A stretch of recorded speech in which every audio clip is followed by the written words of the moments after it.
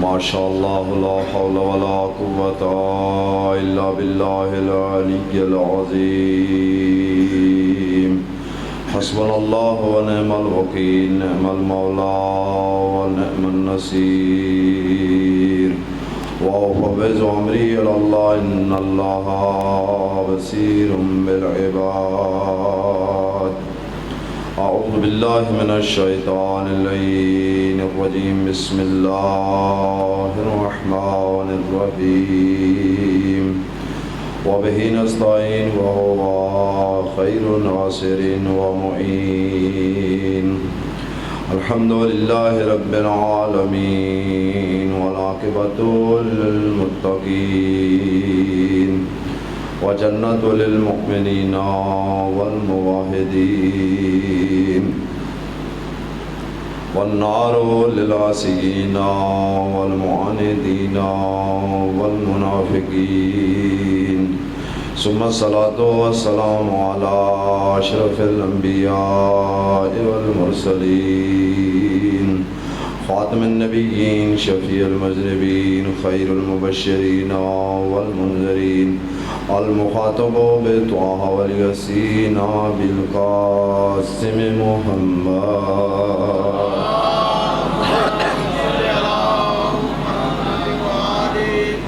وعلى آله الطيبين الطاهرين المعصومين المظلومين المنتجبين المنتخبين الذين قال الله تبارك وتعالى في حقهم وشانهم قل لا أسألكم عليه أجرا إلا المودة في القربى بلند الصلوات.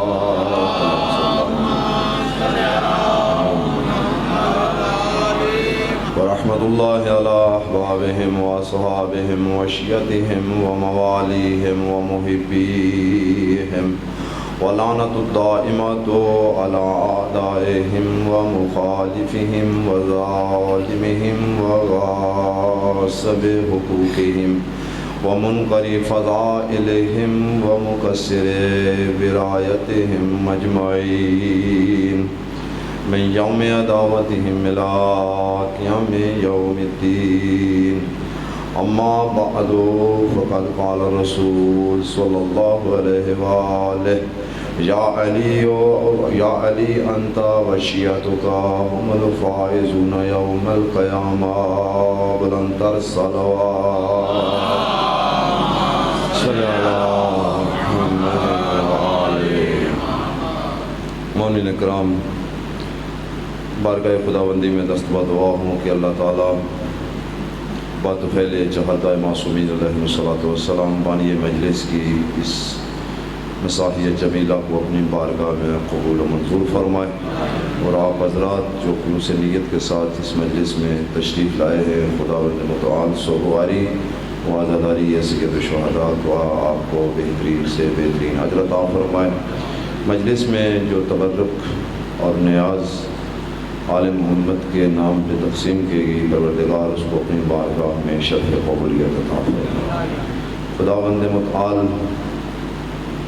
کی بارگاہ میں یہ دعا ہے، اور یہ خاص دعا ہے، پہلی اور آخری دعا ہے، ہمارے وارث کے ظہور میں تحجیل فرما. پروردگار ان کے آوان و انصار میں ہمارا شمار فرما. خداوندہ قلب نازنین فرزند زہرا کو ہم سے راضی و خوشنود فرما. ان دعاؤں کی قبولیت کے لیے بآواز بلند صلوات.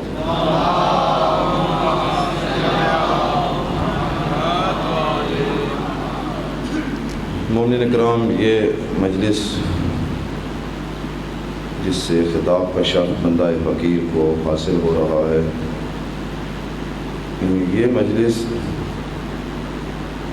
بڑی سادہ مجلس ہے، اور خدا کے نزدیک بھی اور عند المعصومین علیہم السلام وہ مجلسیں جو سادگی سے بپا کی جائیں اور خلوص نیت کے ساتھ مومنین وہ فرش اعضاء پہ بیٹھ کے ان مجلسوں کو سماعت فرمائیں، وہ یقیناً مرغوب معصومین بھی ہیں اور خدا بند متعال کی بھی پسندیدہ مجالس ہیں.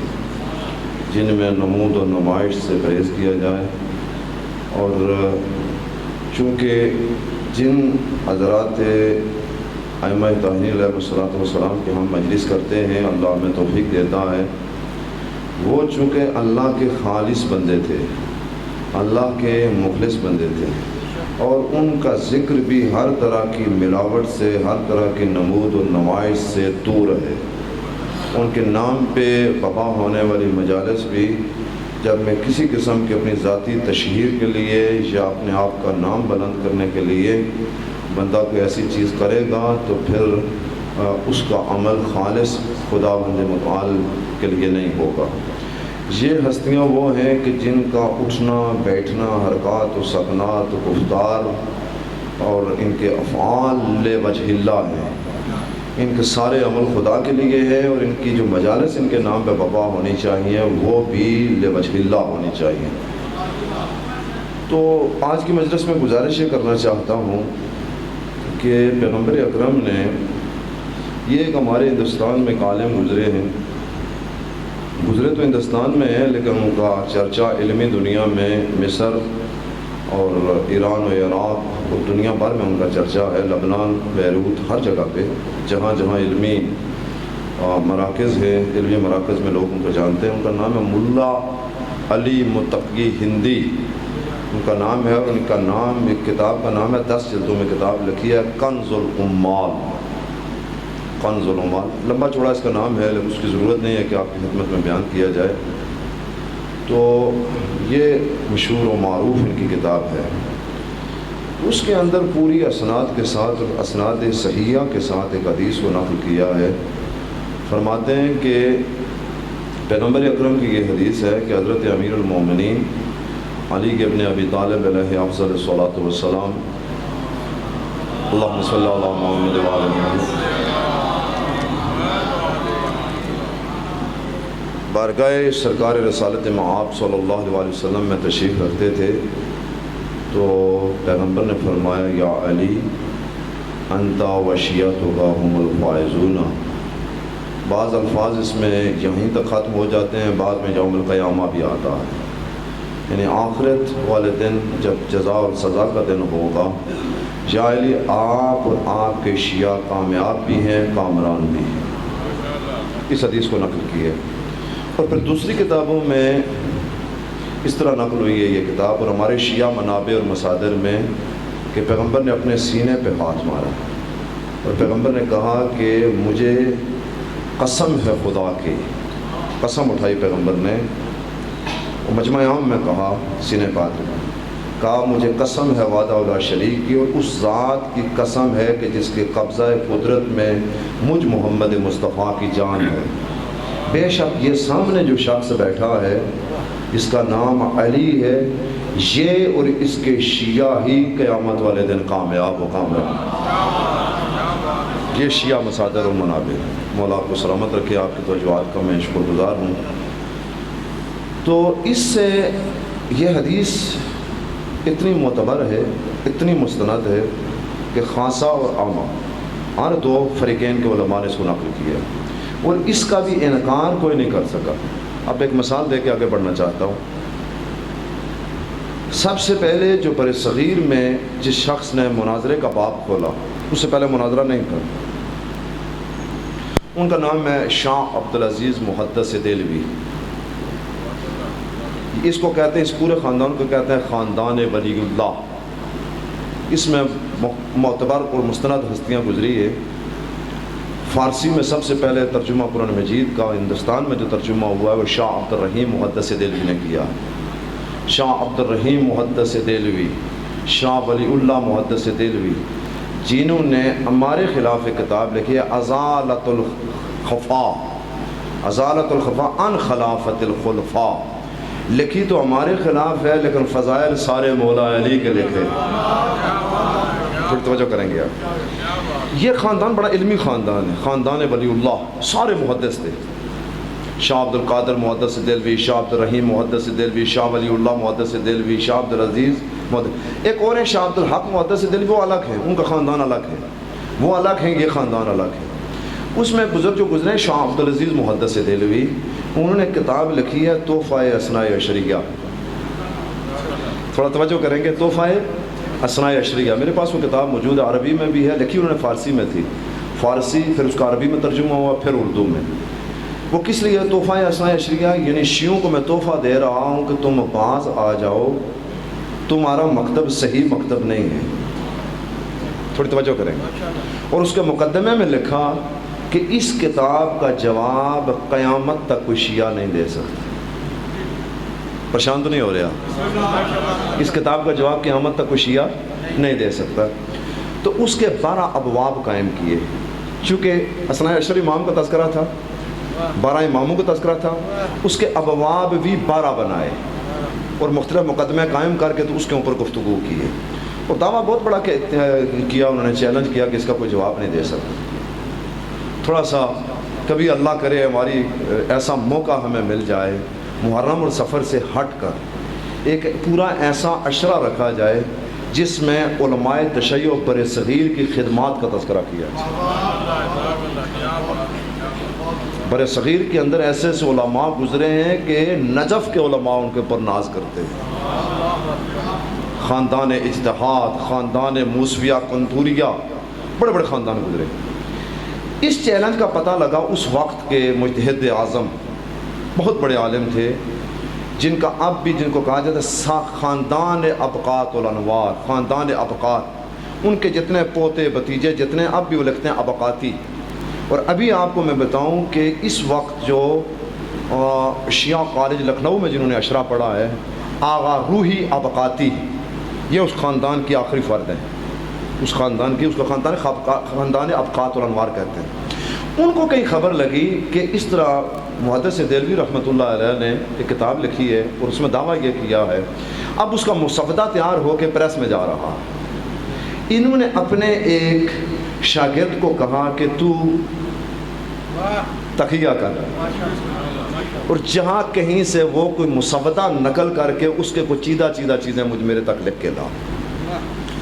اس نے ایک ردا اوڑھی, ردا اوڑھ کے ان کے پاس چلا گیا. اب 10 دن لگے, 15 دن لگے, کتنے لگے, وہ سارا مسودہ وہاں سے اٹھا لیا. ان کو بتایا جب پریس میں وہ کتاب گئی یا چھاپا خانے میں, یا کاتب خود لکھتے تھے, پتہ نہیں, اب وہ نو لکشور مشہور تھا وہاں کا, جس نے ہمارے قرآن مجید بھی چھاپے, اور بہت بڑا چھاپا خانہ تھا, ایک ہندو کا چھاپا خانہ تھا جس سے یہ ساری چھپتی تھی کتابیں. تو کہتے ہیں کہ ادھر وہ کتاب تحفہ اثناء عشریہ منظر عام پر آئی, ساتھ میں 3 جلدوں میں اس کا جواب ابقات الانوار کے نام سے آ گیا.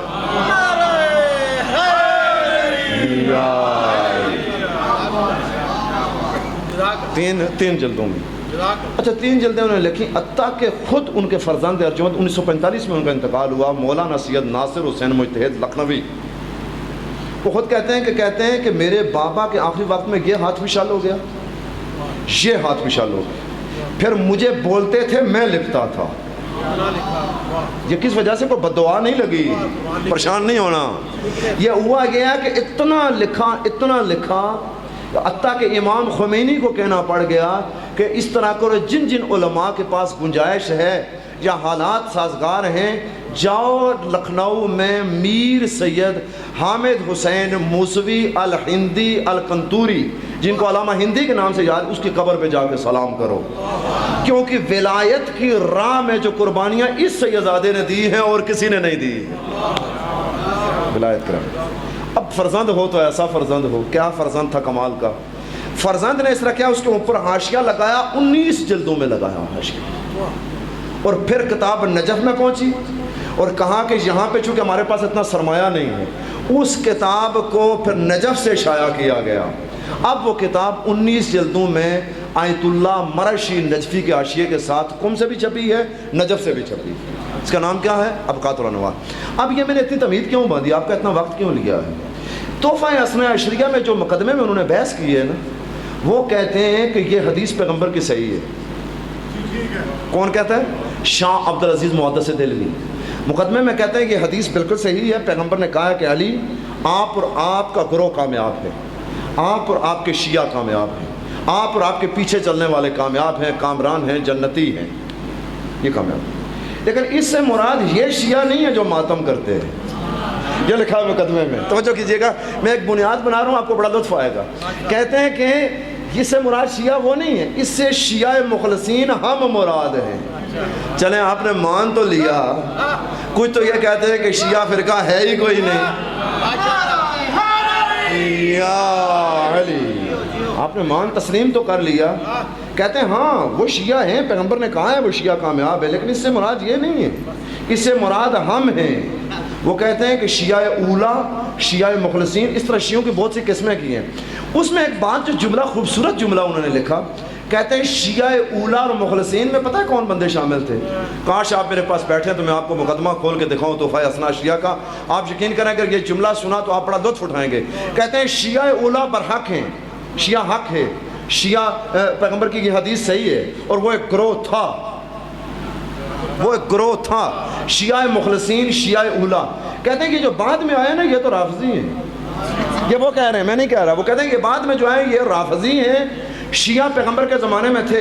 کہتے ہیں پھر ان شیعوں کے نام لکھے، کہتے ہیں ان شیعوں میں سب سے بڑا شیعہ تھا ابو ذر، پھر کہتے ہیں اس کا دوسرے کا نام تھا سلمان، پھر کہتے ہیں تیسرے کا نام تھا مقداد، چوتھے کا نام تھا عبداللہ ابن مسعود۔ توجہ ہے تو اڑی ہے کوئی نہیں؟ سارے شیعوں کا نام لکھے، یہ وہ شیعہ تھے جو بعد از رسول اللہ امیر المومنین علی ابن ابی طالب کو سب سے افضل کہتے تھے۔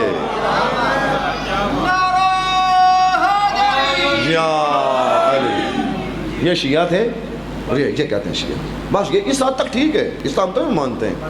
اور پھر کہتے ہیں، وہ کہتے ہیں کہ یہ بعد میں جو گروہ آیا یہ شیعہ ہے۔ اب تھوڑا میں یہاں کے بات جب آ گئی ہے، چلیں آپ نے تسلیم کر لیا، اور بھی بہت سی جگہوں پہ یہ کتابوں میں اس حدیث کا تذکرہ ہوا ہے، اب بات کو پھیلانا مقصود نہیں ہے، میں اپنے مقصد کی طرف پڑھنا چاہتا ہوں تاکہ یہ جو مجلس ہے کہ اپنے وقت کے اندر ختم ہو جائے، اور جو کچھ میں کہنا چاہتا ہوں محافظ ضمیر آپ کے خوبصورت ذہنوں تک منتقل کر کے آئندہ آنوں تک، چونکہ بات ریکارڈ ہو رہی ہے، کوئی پتہ نہیں زندگی اور موت کا کہ کس لمحے موت آ جائے اور آواز خالق پہ لبیک کہنا پڑ جائے، اور یہ بات ریکارڈ ہو رہی ہے، اور اس مجلس کو آپ نے پوری توجہ کے ساتھ سماعت فرمانا ہے، یہ میں گزارش کروں گا۔ بے شک چلیں اگر نعرہ آپ کی طبیعت بنی تو نعرہ لگا دیجئے گا، ورنہ میں اللہ اکبر،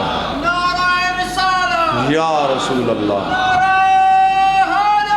یا سلامت رہے، زندہ باد، مردہ باد، اللہم صلی علی محمد وعلی محمد۔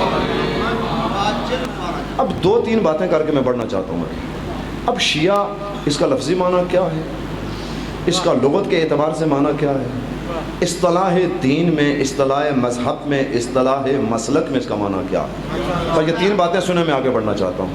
شیعہ کا لفظی معنی ہے گروہ، پارٹی، ٹھیک ہے۔ اچھا، اس کا لغوی معنی ہے کسی کی تابعداری کرنا، کسی کی پیروی کرنا، کسی کے پیچھے چلنا، یہ۔ اور اصطلاح مذہب میں اس کا معنی ہے بعد از رسول اللہ عقائد میں، احکام میں، سنن میں، مستحبات میں، مکروہات میں علی اور ان کے 11 معصوم فرزندوں کی پیروی کرنا، یہ اصطلاح مذہب ہے، یہ اصطلاح لغت لفظ۔ اس میں اور بھی بہت سے معنی استعمال ہوئے ہیں لیکن میں آپ چھوڑ رہا ہوں بحث۔ یہ ہو گیا شیعہ۔ اب جب یہ شیعہ، اب پوری دنیا میں، یہ تو ان کی بحث تھی نا، اب پوری دنیا میں شیعہ اس کو سمجھا جاتا ہے کہ جو شیعہ بعد از رسول اللہ علی کو امام برحق مانے، علی کو منصوص من اللہ مانے، علی کو معصوم مانے، علی کو اللہ کا بنایا ہوا اور مصطفیٰ کا بتایا ہوا امام مانے، اور نماز کا طریقہ اس کا وہی ہو جو علی کا ہو، روزے کا طریقہ اس کا وہی ہو جو علی کا ہو، جہاں علی کہے تو وہ چلے، جہاں علی کہے تو بیٹھ جائے، جہاں علی کہے تو رک جائے، جہاں علی کہے تو وہ جائے، جہاں علی سے روک دے وہاں سے رک جائے، اس کو کہتے ہیں شیعہ علی، شیعہ علی۔ اچھا، جب یہ شیعہ علی طول تاریخ، ظاہر ہے پیغمبر کے زمانے میں پھر یہ سلسلہ چلتا رہا، پھر کرتے کرتے یہ یکے بعد دیگرے بہت سے ادوار تھے، بڑی خونی تاریخ ہے۔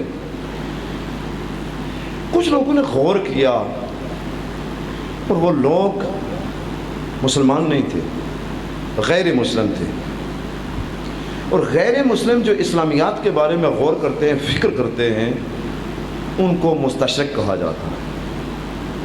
یورپی ممالک میں رہنے والے، مغربی ممالک کے رہنے والے جو علوم شرقیہ کو حاصل کرتے ہیں اور ان دین یا بالاخص اسلامیات کے اوپر، قرآن کے اوپر وہ تحقیق کرتے ہیں، ان کو کہتے ہیں مستشرقین۔ مستشرقین کا ایک گروہ اٹھ کھڑا ہوا، اس نے کہا تحقیق کی جائے، اسلام کے بارے میں ہم نے کافی غور و فکر کیا ہے، قرآن کے بارے میں غور و فکر کیا، اے مجلس تو انہوں پریشان نہ کرے، یا سلامت رہیں جی، ماشاءاللہ آپ بڑے بیدار ہیں جی، سبحان اللہ، مولا آپ کو سلامت رکھے۔ مستشرقین نے کہا کہ بھئی اسلام کے بارے میں ہم نے غور کیا ہے، قرآن کے بارے میں ہم کیا ہے، مختلف مکاتب جو ہیں اسلام کے اور جو نقطہ نظر ہیں یا مکتبی خیال ہیں ان کے اوپر بھی غور کیا، کچھ بات سمجھ میں آتی ہے، لیکن یہ بات شیعہ والی جو ہے یہ بات کوئی سمجھ میں نہیں آتی۔ آپ نے جملے کو اس طرح لیا نہیں ہے، یہ بات کوئی سمجھ میں نہیں آنے والی۔ ادھر رسول اللہ کی آنکھیں بند ہوئیں اور شیعہ پس پردہ چلے گئے۔ میں تقریر شروع کرنے لگا ہوں۔ مستشرقین کہتے ہیں کہ ان کا قول نقل کر رہا ہوں، پر پورا دن میں نے آج اس کے اوپر کام کیا ہے اور مطالعہ کیا ہے کہ تاکہ آج میں آپ کو جو مجلس سناؤں وہ تحقیقی مجلس ہو۔ مستشرقین نے کہا کہ بھئی جیسے ہی پیغمبر کی آنکھ بند ہوئی تو شیعہ پس پردہ چلے گئے، کچھ بالکل خاموش ہو گئے، کچھ گوشہ نشین ہو گئے، اور جو شیعوں کا سردار تھا وہ کبھی باغوں میں چلا گیا، کبھی نخلستانوں میں چلا گیا، کبھی کہاں چلا گیا، یعنی بالکل پس پشت ہو گئے شیعہ۔ کہتے ہیں پھر کچھ اور دو ادوار آئے، ان ادوار کے بعد ایک سخت دور آیا، اس میں بڑی مشکلات شیعہ کو آ گئی، مشکلات آئیں شیعوں کو، اور شیعوں کو تہہ کیا جانے لگا، شیعوں کو ان کے خون کے گارے بنا کر وہ دیواروں میں ان کو چنوایا گیا اور دیواریں بلند کی گئی، بڑے ظلم و ستم ہوئے شیعوں کے اوپر، شیعوں کو زندانوں میں ڈالا گیا، شیعوں کو جلا وطن کیا گیا، شیعوں کو مارا گیا، جس کے اوپر شیعہ ہونے کا شبہ پڑ گیا اس کا نام دفتر مال سے خارج کر دیا گیا، اور جو بیت المال تھا اس سے اس کا نام خارج کر دیا گیا۔ ذرا شبہ بھی جس کے اوپر ہو جاتا تھا۔ اب ایک جملہ میں کہنا چاہتا ہوں آپ کو متوجہ کرنے کے لیے، ایک درندہ صفت کوئی لفظ نہیں ہوتا، صفت اصلی لفظ ہے صفت، درندہ صفت شخص جس کا نام حجاج تاریخ نے لکھا ہے، جب تک علی کا شیعہ اس کے سامنے صبح کے وقت نہ آئے اس کو وہ قتل نہ کرے، وہ ناشتہ نہیں کرتا تھا، ناشتہ نہیں کرتا تھا، اتنا درندہ صفت تھا، بہت سے شیعوں کو طے کیا۔ ایک اور جملہ سن لیں، بعض شیعہ ایسے تھے کہ جن کی آنکھوں میں سلائی، گرم سلائی، سلاخیں گرم کر کے ان کی آنکھوں میں پھیری گئی۔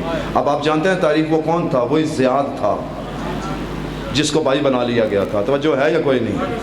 جس کو بھائی بنا لیا گیا تھا وہ سلائیاں اس نے پھیری ہیں، اس کے بعد مختلف ادوار آئے، اور یہ ملعون تو ایسا تھا کہ شیعہ اگر اس کے سامنے صبح نہ آئے، تڑپتا ہوا اس کا یہ لاشا نہ دیکھے تو یہ ناشتہ نہیں کرتا تھا، حتیٰ کہ ایک ایسے شیعہ علی کو لایا گیا جس کی عمر 80 برس تھی، جانتے اس کا نام کیا تھا؟ اس کا نام کمبر تھا، کمبر کو لایا گیا، کہا تم شیعہ علی ہو؟ کہا میں شیعہ علی ہوں۔ تو کہا اچھا اب بھی علی سے محبت کرتے ہو؟ کہا جی علی سے محبت کرتا ہوں۔ تمہیں پتہ ہے کہ میں نے تمہیں کیوں بلایا ہے؟ کہا مجھے پتہ ہے کہ میں کائنات کے افضل ترین بندے کا پیروکار یعنی شیعہ ہوں، اور تو کائنات کے رذیل ترین تو بندہ ہے، اور مجموعہ شان تو بندہ ہے، اور تو نے مجھے قتل کرنے کے لیے بلایا ہے، قتل کرنے کے لیے بلایا ہے۔ کہتے ہیں جب اس کے سامنے بندہ آتا تھا نا، بوڑھا بندہ، بوڑھے کے اندر وہ عضلہ نہیں ہوتا، وہ جوش نہیں ہوتا، اللہ جانے کیا تھی یہ علی کی محبت، کیا تھی یہ مولا علی کی ولایت، کہ ایسا ولولہ تھا اس کے اندر، ایسا جوش تھا کہ بوڑھے بھی جوانوں میں تبدیل ہو جاتے تھے۔ کہتے ہیں جب اس کو قتل کیا نا تو اتنے 18 سالہ کسی شیعہ کا خون نہیں نکلا جتنا کمبر کا خون نکلا، لوگوں کے خون خشک ہو جاتے تھے۔ کہتا ہے یار مجھے ایک بات، یہ حجاج کے جملے، اس سے کہا یار مجھے ایک بات سمجھ میں نہیں آتی کہ تم جو ہو، تم شیعہ جو شیعہ علی، تم موت کا نام سن کے مسکراتے کیوں؟ نہیں مجھے لطف نہیں آیا آپ کی اس بات، یاد رکھنا یا علی، موت کا نام سن کے تو مسکراتے کو. اب میں اگر اس کو اپنے لفظوں میں ادا کروں گا تو شاید مزہ نہ آئے. استاد سبط جعفر کے، اور ہو سکتا ہے قمبر نے یہ کہا ہو، استاد سبط جعفر کے لہجے میں کہا ہو کہ جس کی تھی آرزو وہ گھڑی آ گئی. ہم مسکراتے، بولو بھائی سارے بولو یا، ارے ہم مسکراتے اس لیے ہیں کہ دنیا میں جیتے ہیں محبت علی میں، آنکھ بند کرتے ہیں تو سامنے علی ہوتے ہیں. اس لیے جیتے ہیں، اس لیے جیتے ہیں. موت کا نام اس لیے سن کے مسکراتے ہیں. اچھا یہ دور بھی گزر گیا، اس کے بعد بڑے سخت دور ادوار آئے. خون اور آگ کے دریا، خون اور آگ کے دریا، ان میں سے شیعہ گزرتے رہے. مستشرقین کا گروہ کہتا ہے کہ ہم نے یہ سوچا یہ معمولی سا گروہ تھا. توجہ، حکومت اس طرف، مال اس طرف، دولت اس طرف، افرادی قوت اس طرف، ہر طرح کی سہولت اس طرف، اخبار اس طرف، ٹیلی ویژن اس طرف، میڈیا اس طرف، شاعر اس طرف. پتہ نہیں تو انہوں گل سمجھ آ رہی ہے یا نہیں؟ ساری چیزیں اس طرف تھیں. یہ چھوٹا سا گروہ تھا، کبھی آگ کا دریا کبھی خون کا دریا، کبھی زندان کبھی قتل. یہ وجہ کیا ہے کہ یہ گروہ چاہیے تو تھا کہ یہ ختم ہو جاتا، بجائے ختم ہونے کے یہ گروہ بڑا ہے. اس کی وجہ کیا ہے؟ یا علی کربلا کربلا کربلا کربلا. اللہم صلی علی محمد وآلہ. اس کو تو ختم ہو جانا چاہیے تھا. اس گروہ کو اس کا نام و نشان مٹ جاتا تھا.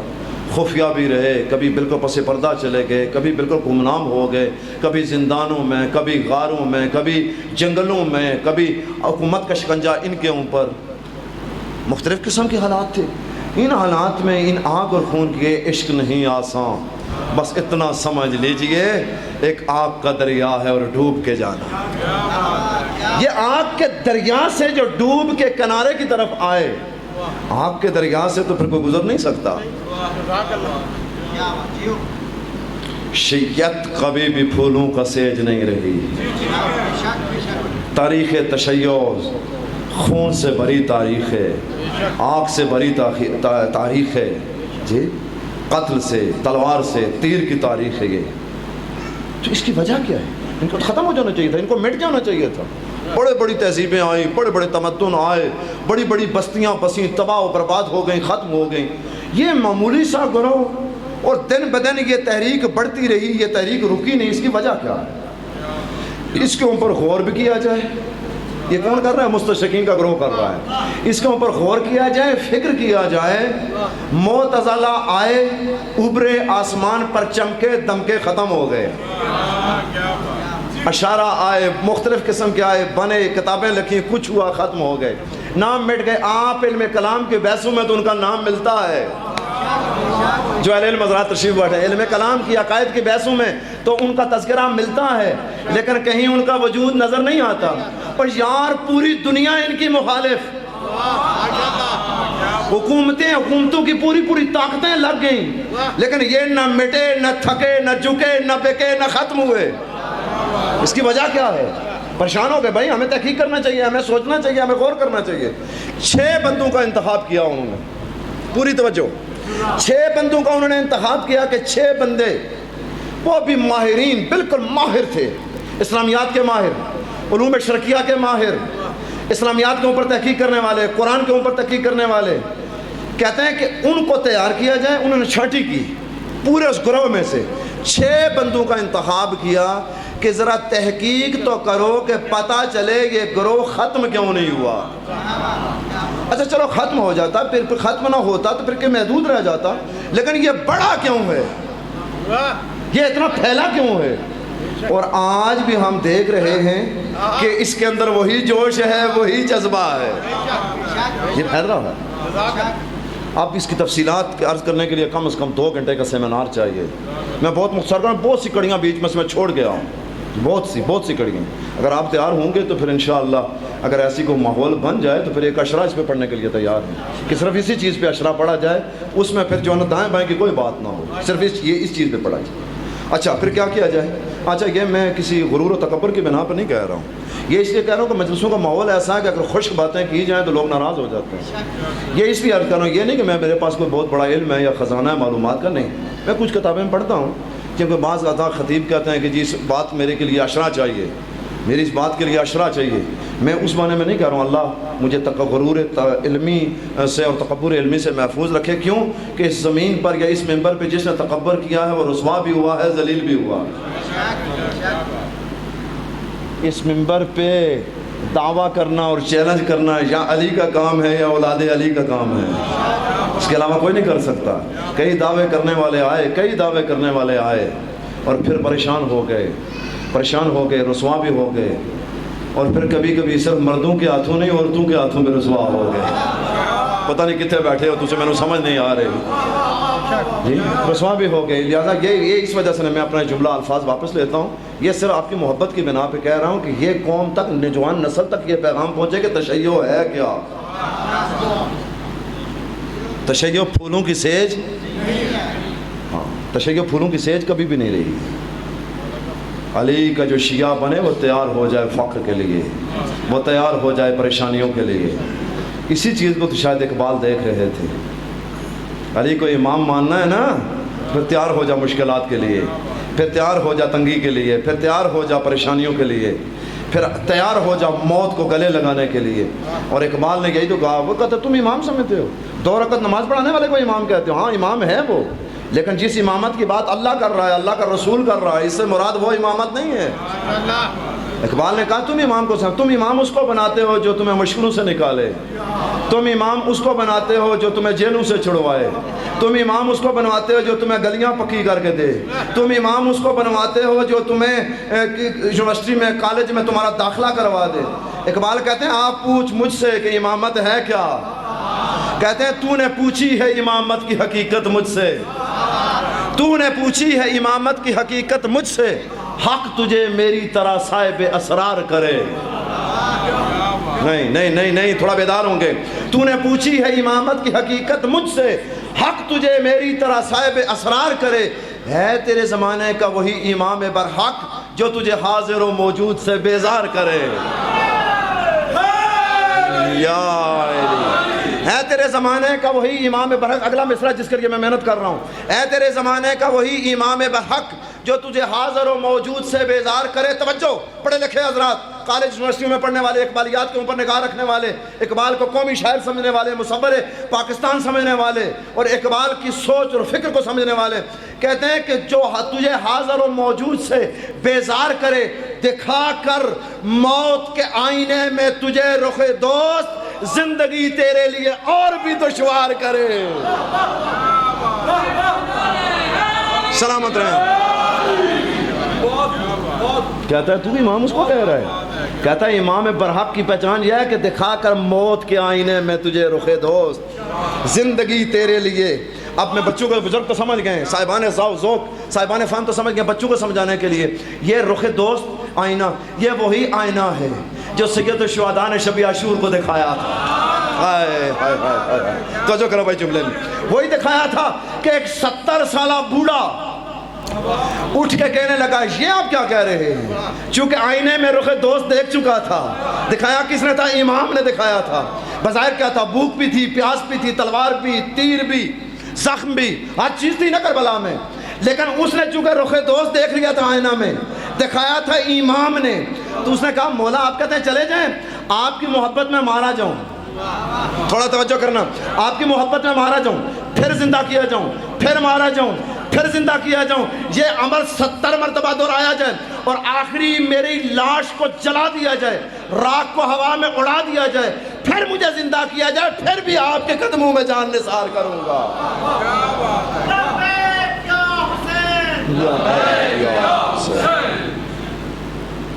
توجہ فرمائی. یہ دیکھا آپ نے، یہ ہے اقبال کی تحریر، یہ اس کی امامت کے مفہوم کو سمجھنا ہے. دکھا کر موت کے آئینے میں تجھے رخ دوست، زندگی تیرے لیے اور بھی دشوار. خیر میں بہت تیزی سے آگے چلنا چاہتا ہوں آپ کے ذہن کو تاکہ تمام کیا جائے. کہتے ہیں بھائی اٹھو، 6 بندوں کا انتخاب کرو، دیکھو یار یہ وجہ کیا ہوئی ہے کہ یہ گروہ ختم نہیں ہوا ہے. بس میں 3 چیزیں جو ان کی تحقیقات تھیں. اب وہ کہاں گئے یہ بحث کسی پھر مجلس میں, کہاں انہوں نے جا کے تحقیق کی, کتنا عرصہ تحقیق کی, اور پھر کتنا عرصہ اس میں وہ انہیں لگا, اور کتنی زحمات انہوں نے برداشت کی.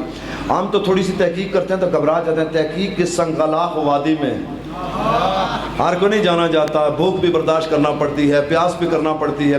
مجھے ایک بندہ کہہ رہا تھا کہ ماشاءاللہ اس دفعہ دیکھا ہے کہ محرم سے پہلے آپ نے 5-6 سوٹ پہنے ہیں. میں ممبر پہ بیٹھے خدا کو گواہ کر رہا ہوں, جب تک میری کتابیں مکمل نہیں ہوئی نہ میں نے جوتا پہنا ہے نہ میں نے اچھا کپڑا پہنا ہے. میں توجہ کر رہا ہوں آپ کو, جب تک میرا علمی ذوق جو مطابق تھا, میں خدا کو گواہ کر کے رہا ہوں کہ ایک کپڑے میں انہیں 5 سال گزارے. کیوں کہ جب مجھے علم حاصل کرنا ہے, مجھے کتاب حاصل کرنی ہے. یہ آسان وادی نہیں ہے بھائی. اس وادی کے کہ آپ کے پاس اتنے کپڑے کیسے سے آ گئے. میں نے کہا اب موقع ہے کہ میں ہر مہینے میں 2-3 سوٹ سلاؤں اور نئے کپڑے پہنوں. کیوں نئے کپڑے پہنوں, اچھے پہنوں, کہ یہ بھی میری نبی کی سنت ہے کہ جب مجمع عام میں جاؤ تو تمہارا لباس سب سے عمدہ ہو, تمہارا لباس سب سے اچھا ہو. یا علی, باتیں پہنچ رہی ہیں جی میری. اچھا جی اب آگے بڑھتے ہیں. دیکھو بھائی تقی تھے غیر مسلم, لیکن اپنے کام میں سچے تھے, اپنے کام میں کھڑے تھے. بیٹھ کے بہت عرصہ لگا کرنے کے. جب واپس پہنچے مستشرقین کی میٹنگ بیٹھی, بیٹھ کے کہنے لگے ہاں بھائی تمہاری سال ہر سال کی جو تحقیقات تھیں کس نتیجے پر پہنچے ہو. کہا بھائی ہم ایک نتیجے پر پہنچ گئے کہ یہ گروہ بعد از پیغمبر مختصر سا گروہ تھا. تکالیف, شدائد, مصائب, آندیاں, باد مخالف کے تپیڑے, حکومتیں, سلطنتیں, طاقتیں ساری ان کے مخالف, اور یہ ختم کیوں نہیں ہوئے. اس کی جو چیز ہماری تحقیقات میں سامنے آئی ہے وہ 3 چیزیں. سر اٹھانا بھائی جوانوں, بزرگوں سے صرف دعا لوں گا, پروفیسر صاحب سے لے کر ادھر تک جتنے بندے, ویسے پروفیسر صاحب کو لوگ بزرگ نہیں سمجھتے کہ چونکہ یہ میری طرح داڑھی کو سیاہ کرتے ہیں, لیکن ایسا نہیں ہوتا. داڑھی کو سیاہ کرے آدمی تو پھر وہ بزرگ ہو سکتا ہے. جتنے بزرگ ہیں بزرگوں سے خطاب نہیں, خطاب جوانوں سے. آپ پوری توجہ کریں گے, آخر تک کئی بزرگوں کے مجھے نام نہیں آتے, یہاں سے لے کر آخر تک پوری توجہ کریں گے. کہتے 3 چیزیں ہماری تحقیقات میں سامنے آئیں کہ شیعہ مٹے کیوں نہیں, شیعہ تھکے کیوں نہیں, شیعہ بکے کیوں نہیں, شیعہ پسپا کیوں نہیں ہوئے, شیعہ مٹے کیوں نہیں, شیعہ ختم کیوں نہیں ہوئے. لاکھوں خون کے اور آگ کے سمندر عبور کر کے آج پہنچے ہیں, اور آج پوری دنیا میں شیعہ ہیں. اس کی وجہ 3 چیزیں ہیں. 3 چیزیں. اچھا بتاؤ بھائی کون سی 3 چیزیں. اب ان جتنے وہ 6 بندے تھے, 6 بندوں کا کرو, ان 6 بندوں نے جو پہلی چیز لکھی وہ کہتے ہیں کہ ان کی سب سے نہ مٹنے کی جو پہلی وجہ ہے وہ یہ ہے کہ بعد از رسول اللہ ایک لمحے کے لیے بھی علی کی ولایت پہ انہوں نے سمجھوتا نہیں کیا ہے. پتہ نہیں کیسے سن رہے ہیں یار آپ. اللہ اکبر, اللہ اکبر. یا نا ان میں اس نعرے تو کوئی خوش نہ بل, بلند آواز سے. زہرا کا شوہر اور نفس پیغمبر, عقی پیغمبر, جانشین پیغمبر, گواہ پیغمبر, سالار پیغمبر, اور نور محمد, اور روح محمد, اور جان محمد. سب مل کر بولو, ذرا پچھلے بولے, ذرا دائیں سے بولے, ذرا بائیں سے بولے. حسنین کا بابا, عباس کا بابا, زینب کا بابا, کلثوم کا بابا, علی علی. عسکر کا, سارے بولیں بھائی, سارے بولیں آواز میں. اکبر کا دادا, عسکر کا دادا, قاسم کا دادا, سجاد کا دادا. سب مل کر بولو, میرے فاتح بدر, میرے فاتح احد, میرے فاتح خندق, میرے فاتح خیبر, او قاتل مرحب, او قاتل اندر, او قاتل حارس, مولود کعبہ, کعبے کا کعبہ, جبریل کا ٹیچر, جبریل کا ٹیچر, وہ ساتھی کوثر. کیا بات ہے, کیا بات ہے, سبحان اللہ, کیا بات ہے, سبحان اللہ. اور نجف کا والی. علی علی. سارے بولنا بھائی, سارے بولنا بلند آواز سے بھائی, سب بلند ہاتھوں بلند کریں گے سارے بندے. یا علی. مولا آپ کو سلامت رکھے جی, آپ کے جذبے کو سلامت رکھے مولا. واقعاً بہت کمال کا نعرہ لگایا آپ نے، سبحان اللہ سبحان اللہ۔ مولا آپ کو سلامت رکھے، آپ تمام حضرات جنہوں نے نعرے کا جواب دیا مولا آپ کو بھی سلامت رکھے۔ اور اللہم صلی علی محمد وآل محمد وعجل الفرج۔ علی اور علی کے 11 معصوم فرزندوں کی ولایت اور ان کی امامت سے یہ متمسک رہے، ایک لمحے کے لیے اپنے معصوم فرزند اماموں سے یہ جدا نہیں ہوئے، ایک لمحے کے لیے، چاہے کتنی بھی مشکلات آئی ہیں، لوگوں نے تانے بھی دیے۔ اب کیا کروں، وقت کو میں دیکھ رہا ہوں، 1 گھنٹہ سے اوپر مجلس ہو جائے تو پھر لوگ منتیں ماننے لگتے ہیں، یا اللہ اس مولوی کو تو ساڑی جان چھوڑا تو میں غازی عباس دی منت مننی ہے۔ اب کیا میں نے پچھلے سال 2.25 گھنٹے یہاں مجلس پڑھی ہے، عزام اعضاء کی آخری مجلس تھی، تو اتنے لوگوں نے مجھے ٹیلی فون کس لیے کہا کہ مولانا صاحب باتیں تو بہت اچھی ہیں، خدا کے لیے 1 گھنٹے سے زیادہ نہ کریں۔ تو اب مجھے لوگوں کے آپ کے چونکہ مومنین کی طبع بہت نازک ہوتی ہے اور مجھے اس کا بھی خیال رکھنا میں بہت پڑھنا، صرف ایک تھوڑا سا شیعہ کا تعارف کرانا چاہتا ہوں کہ مشکل میں یہ جملہ مستشرقین کا یاد رکھنا ہے، اس کا نام ہے حجر ابن عدی، نام ہے حجر نام ہے، جو شام میں گئے ہیں، اگر اس کی قبر پہ گئے ہوں تو میں تو چونکہ ابھی شام کی زیارت نہیں کر سکا، اللہ تعالیٰ مجھے بھی لے جائے، ویسے تو باقی سب زیارات ہو گئی ہیں، اللہ کرے گا انشاءاللہ جلد بدیر، ہو سکتا ہے اسی میرپور سے کوئی ایسا قافلہ نکلے کہ جس ساتھ ہم بھی چلے جائیں اور شام میں آقا زادی کی زیارت کے لیے جائیں۔ تو جو گئے ہیں بندے، اب تو اس قبر کے اوپر کچھ انہوں نے کیا بھی ہے داعشیوں نے، آپ پتہ نہیں کیا پوزیشن ہے، لیکن میرے استاد بزرگوار فرماتے تھے کہ جب حجر کی قبر میں گیا تو وہاں پہ ایک جملہ لکھا ہوا تھا عربی میں، جس کا ترجمہ یہ ہے کہ یہ صاحب علی ہے، یہ علی کا ساتھی ہے، علی کا صحابی ہے۔ کون سے صحابی؟ آگے جو اس کا تعارف لکھا تھا وہ آپ حیران ہو جائیں گے، یہ صاحب علی کی قبر ہے، علی کے گئے صحابی کی قبر ہے۔ کون سا علی کا صحابی؟ اب آگے نام نہیں لکھا، نام بعد میں لکھا، الذی قوام اللیل و صوام النہار، دونوں مبالغے کے سیغے ہیں۔ کہتے ہیں یہ وہ علی کا ساتھی جا جو رات کو بہت زیادہ قیام کرتا تھا اور دن کو بہت زیادہ روزے رکھتا تھا۔ یہ حجر ہے، یہ حجر ہے۔ کسی دشمن خدا نے کہا حجر، پوری طاقت سے میں یہ جملہ کہہ رہا ہوں، آپ میرے میں ہمت نہیں، لگاتار مجالس پڑھ رہا ہوں، لیکن میں اب پورے کلیجے کی طاقت سے یہ جملہ کہوں گا، اس جملے کو سنبھالیے گا۔ حجر، علی نے تیرے ساتھ انصاف نہیں کیا، پوری توجہ بھائی، علی نے تیرے ساتھ انصاف نہیں کیا، کس لیے؟ کہ اس کو ایک ایسی چوٹ لگاؤں تاکہ یہ علی سے پھر جائے، علی سے دور ہو جائے۔ حجر علی نے تھا کون؟ کہنے والا دشمن خدا، کیونکہ علی کے شیعہ کو تانا ہمیشہ دشمن خدا دیتا ہے، دشمن خدا نے تانا دیا کہ حجر علی نے تیرے ساتھ انصاف نہیں کیا۔ کہا کیسے؟ کہا تیرے بچوں کو سفین میں شہید کروا دیا اور اپنے بچوں کو بچا لیا۔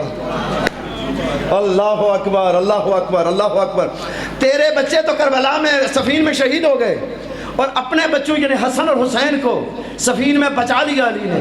تو اس نے سمجھا کہ اب میرا حربہ کارگر ہے، اب جو میں نے اختیار استعمال کیا ہے، اب یہ ضرور حجر کے چوٹ لگے گی اور حجر کہے گا واقعی کمزور عقیدے کا بندہ علی کے شیعہ بن ہی نہیں سکتا، کمزور عقیدے کا بندہ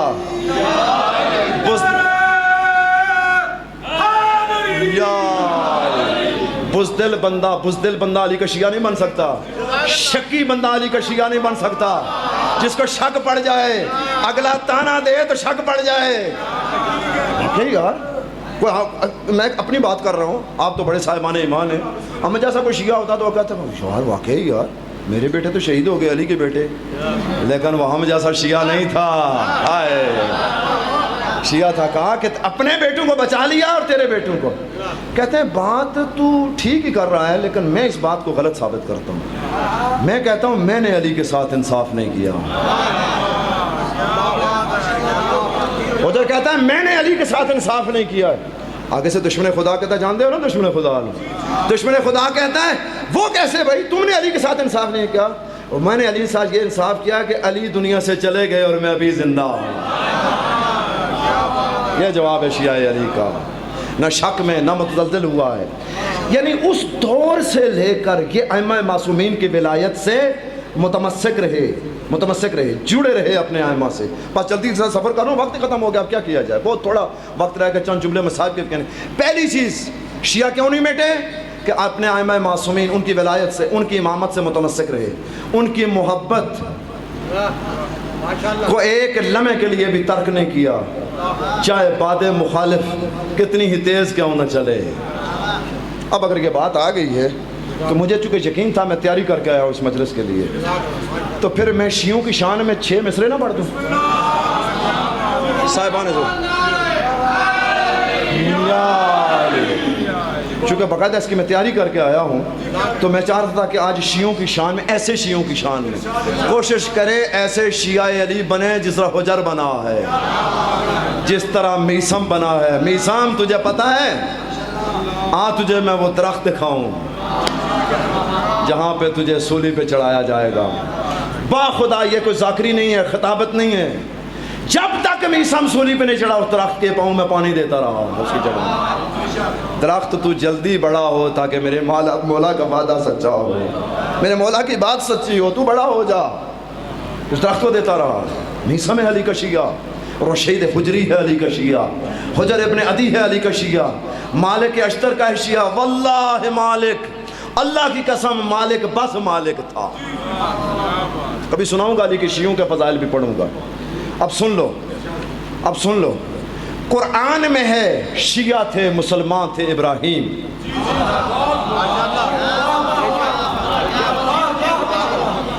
بہت شکریہ سر، بہت شکریہ۔ قرآن میں ہے شیعہ تھے، بات سمجھ میں آئے نا تو پھر داد شرما کے نہیں دیتے۔ میں نے کہا نا کہ ہم شیعہ ہیں تو پھر ہم شرمیلے نہیں ہیں، نہیں جملہ سنبھالے نا اس کو، شیعہ ہیں تو شرمیلے نہیں ہیں۔ کیوں؟ شیعہ کس کے ہیں؟ علی کے۔ تو جو علی کو مانے پھر اس کو، قرآن میں ہے شیعہ تھے، مسلمان تھے ابراہیم، کی آتش نمرود نے بھی آپ کی تعظیم۔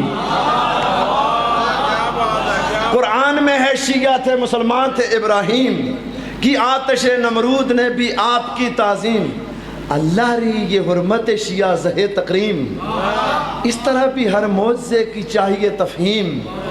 ہون جب میں دیکھتا تو چپ ہو کے کس طرح تسا اپنے ہاتھ بن کے بوو تو زبانت اللہ مورا میں دیکھنا تسا چپ کس طرح بندے ہو۔ اس طرح بھی ہر معجزے کی چاہیے تفہیم، باطل کی لپٹ خیر تک آ ہی نہیں سکتی، دوزخ کسی شیعہ کو جلا ہی نہیں سکتی۔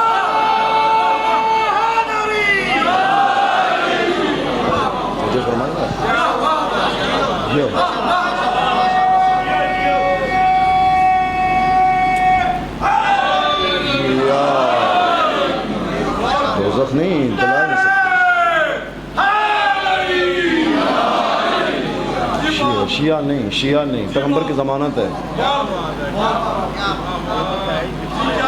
یہ اور اس کے، یہ وہ شیعہ تو ہو بھی کے لفظ استعمال ہوئے ہیں، یہ اور اس کے شیعہ ہم الفائزون، وہ اس کو جلا نہیں سکتی، اور جنت وہ جلا نہیں سکتی تو جنت استقبال کرتی۔ یہ ہے حجر۔ بس اچھا، بس یہاں آپ بات کو روکتا ہوں، یاد رکھیں پھر کسی مجلس میں خدا مو۔ اچھا بھئی آپ بتاؤ وہ دوسری کون سی بات تھی؟ کہتے دوسری بات جو تھی نا وہ تھی عزاداری سید الشہداء۔ پہلی اپنے ائمہ کی ولایت، اور پھر دوسری جو چیز تھی وہ تھی عزاداری سید الشہداء۔ عزاداری سید الشہداء نے اس گروہ کو ختم نہیں ہونے دی، اس گروہ کو مٹنے نہیں دیا۔ کیوں؟ کہ یہ ہر ظالم کے خلاف احتجاج ہے، ہر ظلم کے خلاف احتجاج ہے۔ شیعہ چونکہ مظلوم تھے، مظلوموں نے عزاداری سید الشہداء کا سہارا لے کے ہر ظلم سے ٹکرا گئے، ہر ظلم سے ٹکرا گئے، اور پھر یہ الہی فیصلہ ہے کہ ظالم نابود ہو جاتا ہے، مظلوم کا ذکر زندہ رہتا ہے۔ مظلوم تاریخ میں زندہ رہتا ہے، اس کا ذکر بھی نہیں ختم ہوتا، اس کے وجود کو ختم بھی نہیں کر سکتا۔ اب اس پہ اور بھی بہت سی باتیں ہیں لیکن میں ان کو چھوڑ رہا ہوں۔ یہ دوسری وجہ ان کی کیا تھی؟ عزاداری۔ اچھا تیسری وجہ ان کی کیا ہے بھائی؟ انہوں نے کہا تیسری وجہ یہ تھی مرجعیت۔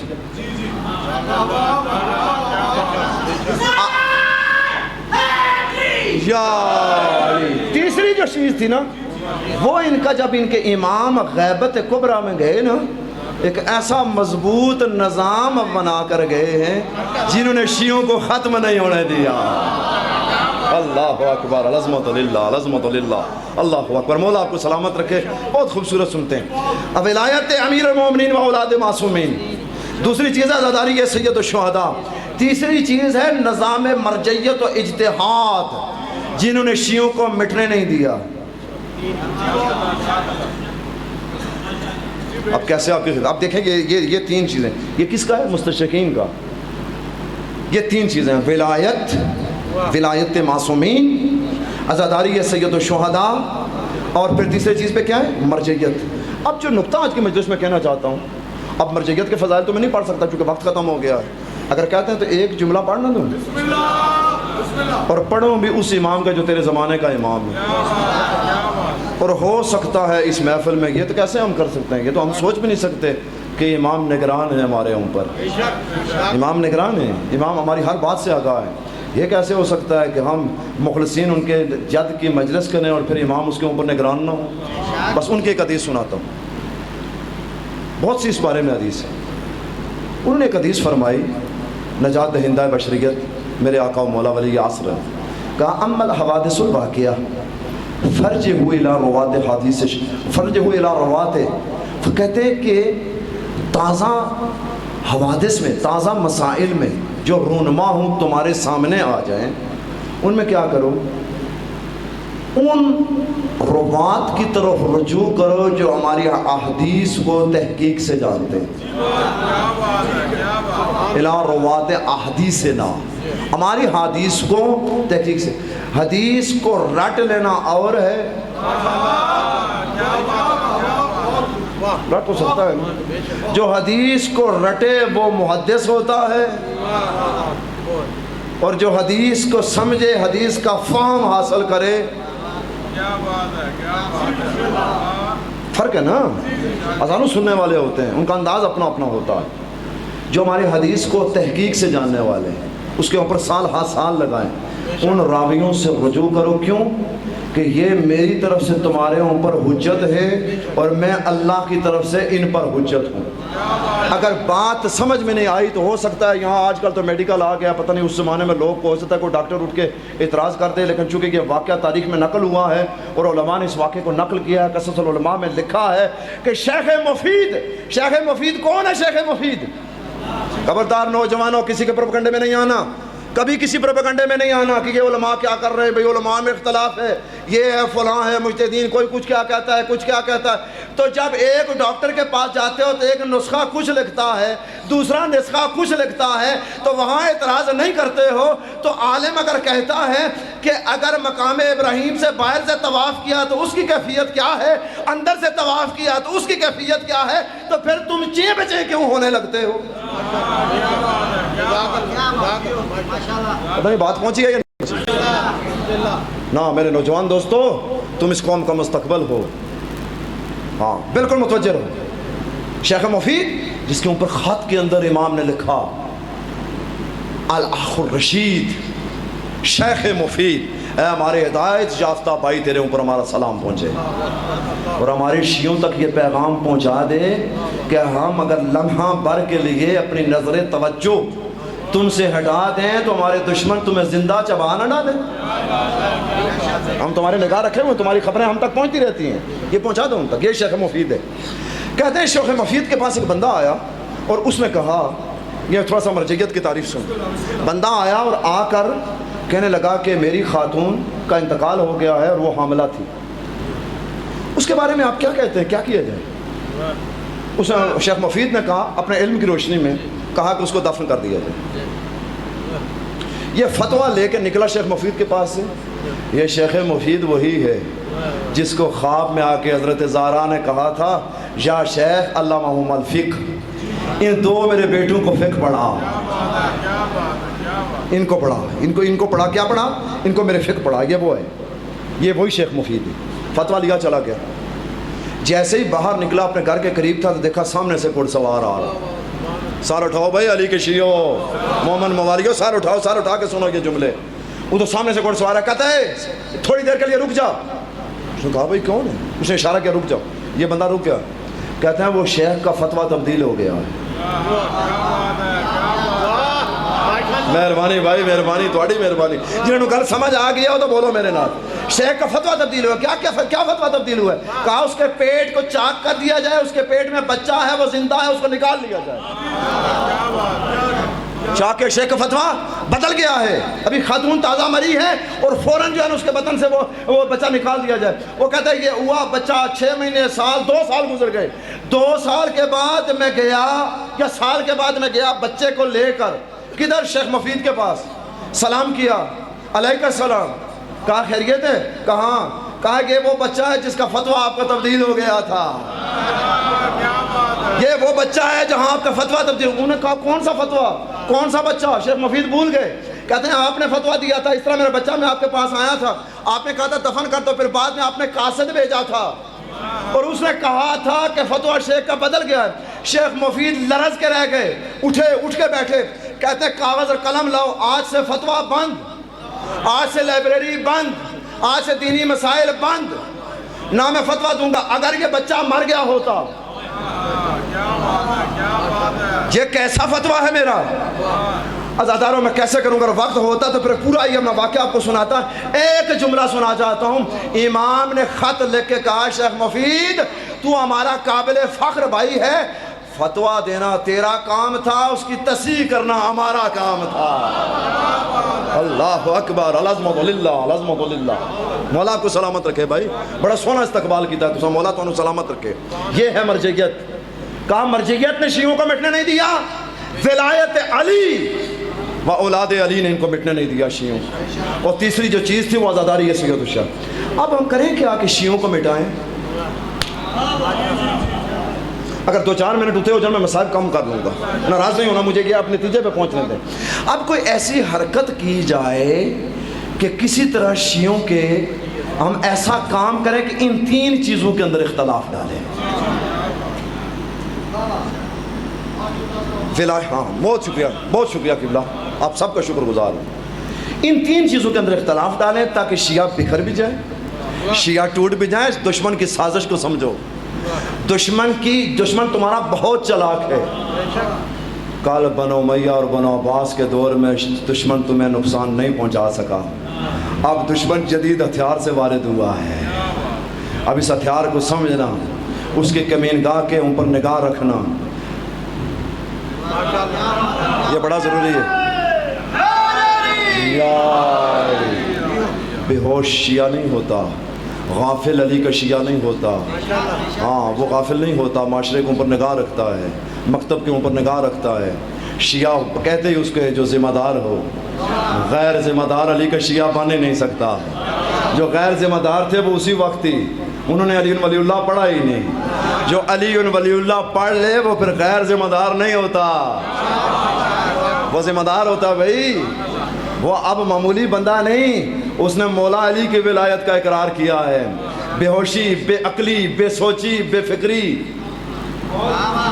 اس کے نزدیک نہیں جا سکتی وہ بڑا ہوش مند ہوتا ہے بڑا چلاک ہوتا ہے بڑا ہوشیار ہوتا ہے لیکن وہ عقل چلاک والا چلاک نہیں ہوتا جو دشمن خدا تھا اس کی عقل چلاک ہوتی ہے علی کی طرح یہ عقل نہیں ہوتی یہ وہ عقل نہیں جس کو عقل چلاک عقل عیار ہے سو بیس بنا لیتی ہے عشق بیچارہ نہ ملا ہے نہ زاہد نہ حکیم توجہ فرمائی آپ نے نا یعنی وہ اور ہے وہ شیعہ بے ہوش نہیں ہوتا اب توجہ کرو تم ایک جملے کو انہوں نے کہا بھائی یہ 3 چیزیں ہیں جو شیعہ بکھرے نہیں شیعہ ٹوٹے نہیں شیعہ ختم نہیں ہوئے شیعہ تھکے نہیں سمندر خون کے آگ کے عبور کر کے ماضی کو حال سے مستقبل تک لے آئے کبھی گھبرائے نہیں شیعہ ہر میدان میں حاضر شیعہ ختم نہیں ہے یہ 3 چیزیں ہیں ان تینوں کے اندر اختلاف ڈالو کبھی علی کے ولایت کے حوالے سے کبھی عزاداری کے حوالے سے اور کبھی مرجعیت کے حوالے سے اور اب دیکھیں انہوں نے کہا کہ سب سے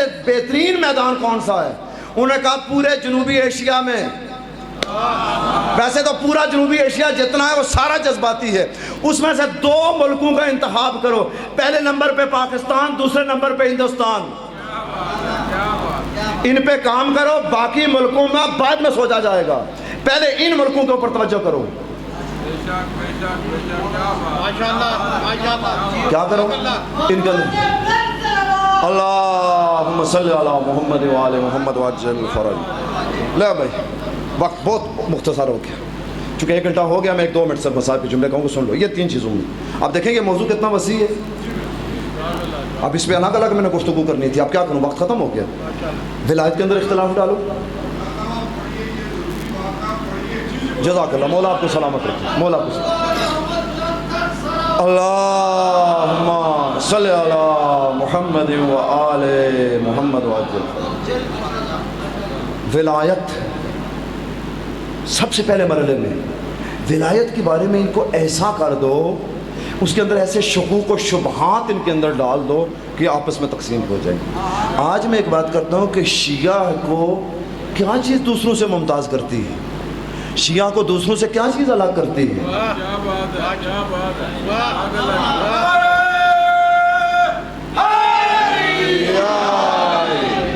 آج میں سوال کرنا چاہتا اپنے نوجوان دوستوں سے، تو میرا چونکہ پیغام محبت ہوتا ہے، میں کبھی کسی کو طنز نہیں کرتا. یہ طنز جاہلوں کا شیوا ہوتا ہے، جہلا کا شیوا ہوتا ہے. کسی کو دینا، کسی کو طنز کرنا، یہ جہلا کا شیوا ہے. اہل علم کو اور مجھ جیسے طالب علم کو یہ زیب نہیں دیتی یہ بات کسی کو بتانا. لیکن میں جوانوں سے سوال کرنا چاہتا ہوں کہ ولایت کے حوالے سے ان کے اندر ایسے شکوک و شبہات ڈال دو. کون سا ایسا شیعہ ہے، فصل ممیز کیا ہے دوسروں میں اور ان میں؟ دوسرا جو باقی تمام ہمارے بھائی ہیں، اہل سنت ہیں، اہل حدیث ہیں، دیگر سارے، ان میں اور ہم میں کیا چیز فرق ہے؟ ایک فرق ہے نا، وہ کس چیز کا فرق؟ وہ فرق کسی ولایت ہی کا تو ہے. تو اب بندہ شیعہ بھی ہو، ولایت کا انکاری بھی ہو، ضیافت میں سمجھ نہیں آتی. تو بڑا اچھا سامنے سے یار، تینوں کیا ہو گیا؟ تو بیٹھا ہوا ہے تو پورے مجمع کی رونق ہے بھائی. ہاں میرا ساتھ ہے، میرا ساتھ ہے. مجھے 1 گھنٹہ ہو گیا تقریر کرتے ہوئے، پوری توجہ بھائی. وہ کون سا ایسا شیعہ ہوگا، وہ اس کا شیعہ اس کو اپنا نام رکھنا ہی نہیں چاہیے کہ جو مولا علی کی ولایت کا اقرار نہ کرتا ہو، وہ بھی شیعہ، وہ شیعہ. تو اب یہ کیا ہوا کہ یہ ولایت والے ہیں، یہ ولایت والے نہیں ہیں. بولو یار میرے نال ساتھ دو، میرا ساتھ دو، میرے سارے ساتھ دو. محبت کا پیغام ہے دوستوں کو، بھائیوں کو، سب کو دے رہا ہوں. یہ کہ ان کو پہلے یہ ڈال دو کہ کچھ کوئی کو ہو کہ یہ کچھ ولایت والے ہیں، کچھ ولایت والے نہیں. میں نے تو کہا کہ شیعہ ولایت کے بغیر ہو ہی نہیں سکتا. میں نے تو پورا عشرہ اسی ولایت پہ پڑھا ہے. پروفیسر صاحب گواہ ہیں، انجمن کے سربراہ افراد ہیں، آپ سارے بزرگ گواہ ہیں یہاں پہ. میں نے تو عشرہ سارا پڑھا ہی ولایت پر ہے. اور پہلے اتنا سخت کچھ بندے گھبرا بھی گئے تھے، جو آخری 9ویں تقریر میں نے کہا ہے. میں آخری جملہ پھر عرض کرنے لگا ہوں، لا یقبل ایمان عبد الا بولایت علی ابن ابی طالب.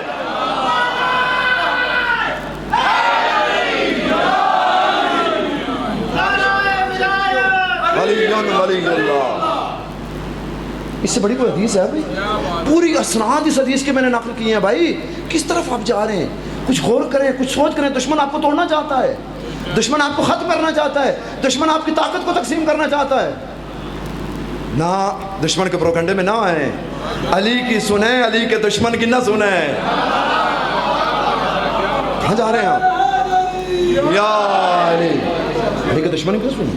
اس حدیث کا ترجمہ جو ہو سکتا ہے صبح مجلس میں کوئی بندے نہ ترجمہ کر دوں جی اس حدیث کا. اس سے بڑا کون سا شیعہ ہوگا؟ پیغمبر نے کہا بھائی اس میں لفظ ایمان استعمال ہوا ہے. نماز کی بڑی اہمیت ہے، روزے کی بڑی اہمیت ہے، امر بالمعروف کے نہی عن منکر کی بڑی اہمیت ہے، سارے اعمال صالح کی بڑی اہمیت ہے. لیکن اس حدیث کا جب بھی میں ترجمہ کرتا ہوں میرے رونگٹے کھڑے ہو جاتے ہیں. پیغمبر فرماتے ہیں لا یقبل ایمان عبد، اللہ کسی بندے کے ایمان کو قبول نہیں کرتا جب تک کہ ولایت علی کا اقرار نہ کرتا ہو.